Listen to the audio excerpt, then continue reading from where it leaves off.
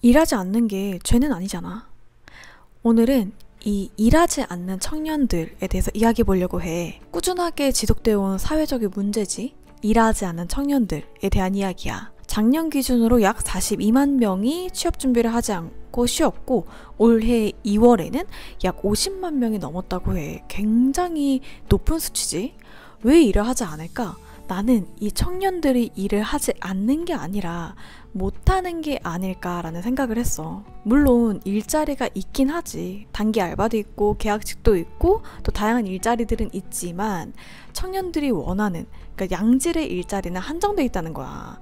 이 양질의 일자리를 들어가기 위해서 준비해야 될 사항들도 많고 그 사항들을 준비하다 보니까 점점점 추진 기간도 길어져 가는 거지.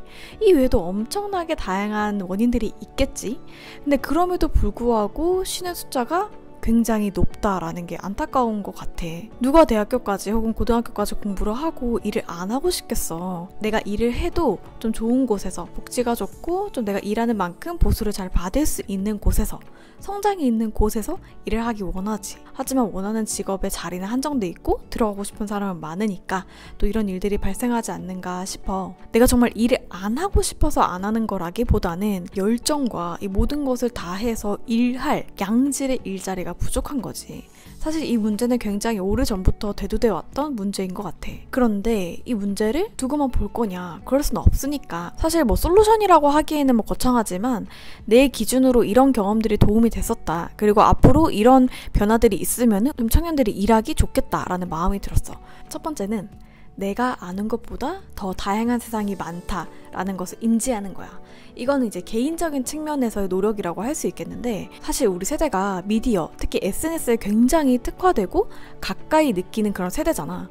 그러다 보니까 인스타그램이나 뭐 페이스북, 유튜브 등등을 통해서 다른 사람들이, 내 동년배들이 어떻게 사는지 실시간으로 알 수 있는 시대야. SNS를 접하다 보면 다른 사람들의 성공 스토리를 볼 가능성이 많단 말이야. 내 알고리즘도 그래. 뭔가 실패한 그런 이야기보다는 내가 이렇게 해서 잘 됐고 이렇게 해서 돈을 많이 벌었고 이렇게 젊은 나이에 내가 이렇게 성공했어요 라는 이야기들, 콘텐츠들이 굉장히 많단 말이지. 이게 돈이 되고 광고가 되고 마케팅이 되니까 이런 이야기들이 더 많이 생기는 것 같아. 실제로도 이런 케이스들이 있겠지? 근데 문제는 이런 케이스들만 계속 보게 되면은 지금 내 상황과 비교를 하면서 나는 왜 지금 이 나이에 이 사람만큼 성공하지 못했지? 내가 뭐가 부족했나? 나는 실패자인가? 이런 생각을 하게 될 가능성이 높아.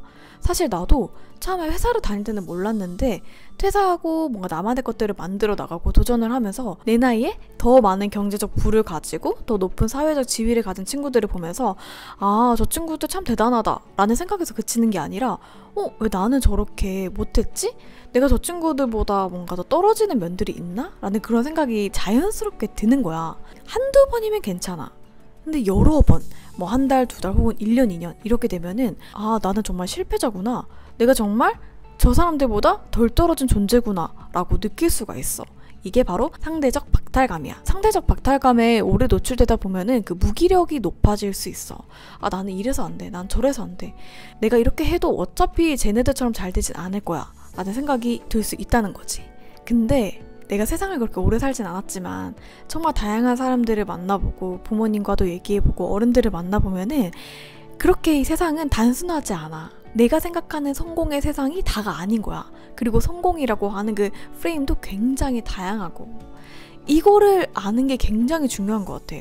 이거는 미디어에서도 그렇고 주변에서 잘 알려주진 않아. 왜냐하면 이게 그렇게 큰 돈이 되는 이야기는 아니거든. 이런 이야기들이 막 그렇게 큰 관심과 돈을 불러일으킬 만한 이야기는 아니야. 예를 들어서 나도 예전에 4대 보험과 다양한 복지 정책이 잘 되는 회사에서 일할 때는 내가 이 회사의 일을 되게 열심히 해주는 만큼 내가 챙겨가는 것도 잘 챙겨야겠다는 생각이 좀 강했던 것 같아. 그래서 야근 수당도 꼭 챙겨야 되고 뭐 조금 일찍 출근했으면은 뭐 그 다음날에 어떤 뭐 보상휴가를 받아서 꼭 쉬어야 되고 이렇게 내가 챙길 수 있는 것들, 내가 일한 만큼에 대한 보상을 딱딱 받는 거를 굉장히 중요하게 생각했던 것 같아. 그리고 그게 일을 잘하는 거고 내 실속을 잘 챙기는 똑똑한 사람이라고 생각을 했던 것 같아. 그래서 추가적인 보상이 없으면 내가 남아서 막 일을 더 많이 하거나 뭐 나서서 막 더 하려고 하진 않았던 것 같아. 그냥 나에게 맡겨진 일들만 잘 성과를 내자. 그리고 도움을 요청할 때 열심히 하자. 좀 그런 생각을 가졌던 것 같아. 특히 초반에는 내가 열심히 하고 싶고 제가 하겠습니다 했다가 이제 한 1년 차 되고 1년 반 이렇게 자꾸 지나가다 보니까 그래 내가 하던 일만 열심히 하면 되지라는 좀 그런 마음이 많이 들었던 것 같아. 솔직하게 얘기하면. 그런데 지금 내가 프리랜서로서 일을 하면서는 굉장히 많이 달라졌어. 내가 생각하는 일을 잘한다는 개념부터 시작해서 성공이라는 개념 자체까지 엄청 많이 바뀌었어. 솔직하게 얘기하면 나는 지금 또 새로운 일을 배우고 있거든? 그런데 그 일을 배우는 보수가 작아. 내가 직장에서 일했던 거에 뭐 반의 반 정도도 안 받는 것 같아. 근데 그럼에도 불구하고 내가 이 일을 계속하면서 만족하는 거는 내가 이 새로운 일을 하면서 배우는 즐거움이 굉장히 크기 때문이야. 나도 내가 이렇게 변할 줄은 몰랐거든? 그리고 내가 이런 새로운 일을 안 해봤다면 몰랐었던 감정들이겠지. 나도 굉장히 내가 신기해. 옛날에는 내가 일한 만큼 꼭 이런 거 다 받아야지? 일한 시간만큼 내 받는 게 정당한 거야. 물론 정당한 거지. 근데 그거에서 벗어나면 안 하려는 경향이 있었거든? 근데 지금은 내가 새로운 일을 할 때 하나씩 배워나가고 내가 깨어지고 배우고 하는 것들이 너무 즐거우니까 내가 지금 시작하는 단계에서 보수를 조금 덜 받는 거 그리고 복지를 조금 못 챙겨 받는 것조차도 다 허용이 되더라고. 왜냐하면 내가 이 배우는 게 재밌고 알려주는 대상에 대한 감사함이 있기 때문이야. 그러면 자 봐봐. 이게 양질의 일자리라고 할 수 있을까? 이 사회에서 얘기하는 4대 보험이 되고 복지가 있고 그리고 무슨 포인트가 나오고 이런 거에 대한 부분이 거의 없음에도 불구하고 나는 이 일을 정말 즐기면서 재밌게 하고 있어. 보수도 적을지언정. 그럼 이걸 양질의 일자리라고 할 수 있을까? 좀 애매한 면이 있지. 근데 내가 하고 싶은 말은 꼭 이 세상에서 말하는 사회에서 말하는 양질의 일자리가 아니더라도 내가 의미를 찾고 재미를 찾는 그 직업이 나만의 양질의 직업이 될 수 있다는 거야. 사실 이 얘기를 들으면은 너 지금 가스라이팅 하는 거 아니야? 아니 그 객관적으로 이제 미래를 보장받고 이런 일들은 사실 다 일자리가 정해져 있는데 너같이 그렇게 너가 좋아하는 일만 하다가는 돈 못 벌고 그런 거 아니야? 라고 충분히 얘기할 수 있겠어. 근데 그럴 때는 당신 말이 맞다 라고 이야기하고 싶어. 하지만 내가 아까 얘기했던 것처럼 똑같이 내가 전달하고자 하는 바는 SNS, 뉴스, 인터넷에서 얘기하는 그런 일자리 말고도 내 자아실현과 내가 도전하고 성장하면서 배울 수 있는 일들이 굉장히 많다. 중요한 거는 그런 일들을 한 달 혹은 3달, 1년이라도 경험해보는 거야. 경험하지 않으면 몰라. 내가 퇴사를 하지 않고 한 직장에 계속 있었더라면 나는 곧이 곧대로 그 자세로 일을 했겠지. 근데 지금은 달라. 왜냐하면 새로운 일을 하면서 내가 이런 일을 좋아하네? 내가 이런 거를 통해서 배우는 걸 좋아하네? 내가 이 배움을 위해서라면 지금 이 뉴비의 과정에서 조금 보수는 좋게 받아도 돼. 난 그게 그냥 납득이 돼. 내가 그런 사람이 되어버리는 거야. 그리고 나에게는 이게 좋은 일자리고 나에게는 이게 성공이야 라고 정의 내릴 수 있는 거야. 다시 말해서 이거는 경험에서 우러나온다 라는 거고, 그래서 내가 첫 번째로 강조하고 싶은 점은 인터넷이나 주변에서 이야기하는 어떤 성공의 틀에 갇히는 것보다는 내가 조그마한 일이라도 하나하나씩 경험해 보면서 나만의 의미 있는 일을 찾아보자는 거야. 그런 의미에서 화이팅 한번 하고 가자. 화이팅! 자, 그리고 두 번째는 이제 문화적인 측면이야. 이거는 한 번에 일어날 수 있는 일은 아닌 것 같은데 문화적인 면에서는 이런 변화가 있으면 좋을 것 같아. 바로 실수와 실패를 용납하는 분위기야. 이 우리나라가 워낙 빠름 정확 신속의 나라다 보니까 이 실수, 실패, 조금 느림 이런 거에 대해서 받아들이는 게 낫긴 하지. 사실 나도 그래. 일을 할 때 막 빨리 처리하는 게 좋고 회신 빠른 게 좋고 일 처리 빨리빨리 하는 사람이 좋고 그렇단 말이지. 이 한국인의 DNA 같으나 이게 문화적으로 한 번을 잘해야 되고 실수와 실패를 하면은 너 그게 뭐야, 너 그거밖에 못해 라고 하는 분위기가 그 도전하는 것에 있어서 굉장히 큰 걸림돌이다. 스웨덴인가 북유럽에 있는 나라 중에 한 곳은 실패의 날이라고 있어. 그 날은 실패를 자축하는 날인 거야. 이 실패는 성공으로 가는 정말 필수적인 단계이고 실패가 절대 실패로 끝나는 게 아니다 라는 메시지를 전하는 날인데 나는 그게 굉장히 좋더라고. 우리나라에도 있다고는 하는데 아직 문화적으로 그게 많이 퍼지지는 않은 것 같아서 이런 문화도 퍼지면 좋겠다라고 생각을 해. 이 실수를 용납하는 문화가 굉장히 중요한 게 뭐냐면 누구나 처음 하는 일 그리고 베테랑도 실수를 하게 되어 있어. 오죽하면 속담에 원숭이도 나무에서 떨어진다 그러잖아. 유난히 우리나라에서는 그 실수와 실패를 굉장히 안 좋게 보는 경향이 있는 것 같아. 그러니까 진로를 결정하지 못하는 청년들이 내가 이런 일도 해볼까? 뭐 이런 좀 새로운 일도 해볼까 했었을 때 너 그거 정말 너가 잘하는 일 맞아? 너 그거 적성에 맞아? 너 그거 한 번만에 성공할 수 있어? 이렇게 약간 닥다르는 느낌이 든다는 거지. 만약에 우리가 너 그거 해봐. 뭐 실패하면 어때? 실수하면 어때? 그냥 해봐. 그러니까 하는 게 중요한 거야. 너 그 과정 다 의미 있어. 이런 분위기가 문화적으로 형성되어 있다면 우리 청년들이 조금 더 도전하는데 용기를 가질 수 있지 않을까라는 생각이 들어. 그래서 이 실수와 실패에 대해서 조금 관대하고 용기를 북돋아주는 문화가 있으면 참 좋겠다라는 게 두 번째 포인트야. 그리고 마지막 세 번째는 사회적인 지원이야. 개인적인 측면 얘기했고 문화적인 측면 얘기했고 마지막 사회적인 측면 이야기하려고 해. 이 사회적인 측면 같은 경우는 진로를 정하지 못했거나 혹은 이직, 다른 일을 준비하는 청년들에게 다양한 지원을 해주면 참 좋을 것 같아. 이 진로를 고민한다는 거는 이 안에 정말 다양한 의미가 들어있거든. 근데 특히 이 학생 때를 넘어서 이 청년층에 진입했었을 때 진로 고민을 한다는 거는 참 쉽지 않아. 왜냐하면 이 나이 때는 이제 일을 해야 되고 부모님에게서 가족에게서 독립을 해서 나만의 삶을 일궈 나가야 되는 나이인데 이제 그러기가 굉장히 어려운 시기잖아. 특히 진로를 아직 정하지 못한 경우에는. 그럴 때 청년들이 조금은 마음 편하게 진로를 고민하고 선택할 수 있게 좀 지원을 해주면 어떨까 싶어.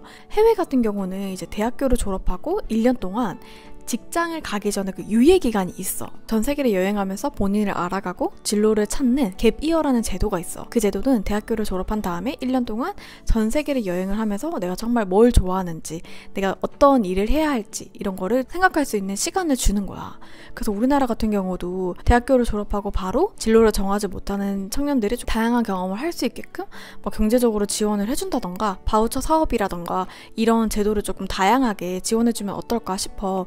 물론 지금도 청년들의 취업을 위한 제도는 굉장히 많아. 뭐 면접 멘토링 혹은 면접 보호 지원, 그리고 뭐 산업에 있는 사람들과의 멘토링 등등 굉장히 많은데 그것보다는 그 전에 정말 내가 어떤 일을 할지에 대한 고민에 대한 그 기간에 조금 지원을 해주면은 청년들이 조금은 좀 편하게 진로 고민을 하지 않을까라는 생각이 들었어. 우리나라 입시 시스템이 좀 특이하긴 하잖아. 유치원부터 고등학교까지 어떤 그 대입을 위해서 달려오는 그런 시스템이지. 물론 그 안에서 본인의 꿈을 찾고 좋은 결과가 있는 친구들도 있지만 대부분은 성적에 맞춰서 대학교를 가거나 대학교를 졸업하고서라도 본인의 전공을 살리지 않거나 혹은 그때 다시 진로 고민을 하는 경우가 굉장히 많아. 왜 대학교를 졸업하고 바로 취업을 하지 않겠어? 내가 원하는 직업을 모르고 직종을 모르기 때문이야. 혹은 그것을 준비하기 위한 기간이 조금 필요할 수도 있지. 그래서 그 준비하는 기간에 다양한 경험을 할 수 있도록 좀 경제적인 지원을 해주면은 정말 좋겠다라는 생각이 들었어. 혹은 외국처럼 갭이어라던가 다른 나라에서 좀 다양한 직무 관련된 또 경험을 할 수 있는 프로그램도 있으면은 굉장히 좋겠지. 그래서 오늘은 이 쉬는 청년 세대 에 대한 이야기를 해봤어. 참 그런 기사들 볼 때마다 마음이 안타깝더라고. 정말 이 청년들이 쉬고 싶어서 쉬는 것일까? 강제로 쉼을 당하는 건 아닐까? 라는 생각이 들면서도 특히 이 비교사회, 남들은 어디서 일하고 쟤는 연봉 얼마 받았대, 복지가 얼마나 좋대, 쟤는 얼마 적금할 수 있대, 나는 세후 몇백인데 쟤는 세후 뭐 몇천이야, 이런 식으로 이야기를 하는 게 굉장히 안타까웠어. 그런 것들에 과연 우리 개인이나 사회나 문화에 과연 도움이 되는 것인가? 아니야, 전혀 나는 도움이 안 되는 문화라고 생각해. 세상에 얼마나 많은 사람들이 있으며 얼마나 많은 직장과 얼마나 많은 직종과 얼마나 많은 꿈들이 있어. 근데 이 안정성을 중요하는 대한민국 사회, 이 비교 문화가 조금 강한 우리 사회에서 나만의 꿈을 찾는 게 참 쉽지 않겠다라는 생각은 들었어. 근데 그럼에도 그 자리에 계속 있을 거 아니잖아. 나는 정말 우리나라 청년들이 정말 대단하다고 생각하거든. 내가 해외 나가서 해외에 있는 청년들도 만나보고 했잖아. 근데 확실히 우리나라 청년들이 똑똑해. 일자리도 빠르고 계산도 빠르고 습득력이 되게 좋아. 그래서 어디 하나 빠지지 않는다고 생각을 하거든. 그래서 정말 어떤 일을 하던 배움이 있을 거란 말이지. 그래서 혹시라도 나 저 친구처럼 꼭 되고 싶은데, 나 저 그룹에 있는 사람처럼 꼭 되고 싶은데 그렇게 되지 않으면 나 시작도 안 할래 라고 생각하시는 분이 있다면 조금 다양한 경험을 해보시면 정말 좋을 것 같다 추천을 드리고, 그리고 우리 문화사회적인 측면도 같이 변화가 돼야 될 것 같아. 그런 부분들도 꼭 같이 변화가 되길 바라며, 나는 우리나라의 청년들 그리고 노인들, 아동 청소년 모두가 행복하길 바래. 정말 진심으로. 내가 이렇게 영상을 찍고 하는 것도 건강하고 평화와 안전이 보장된 이 우리나라 사회에 살기 때문에 그러잖아. 이런 것들, 사소하지만 전혀 사소하지 않은 것들에 감사하며 본인의 꿈을 찾아 나가는 그런 사회가 오길 진심으로 기도하고 응원하고 또 나도 같이 노력할게. 그러면 나는 다음에 좀 더 유익한 이야기로 돌아올게. 오늘 하루도 꿈꾸는 하루 보내길. 안녕.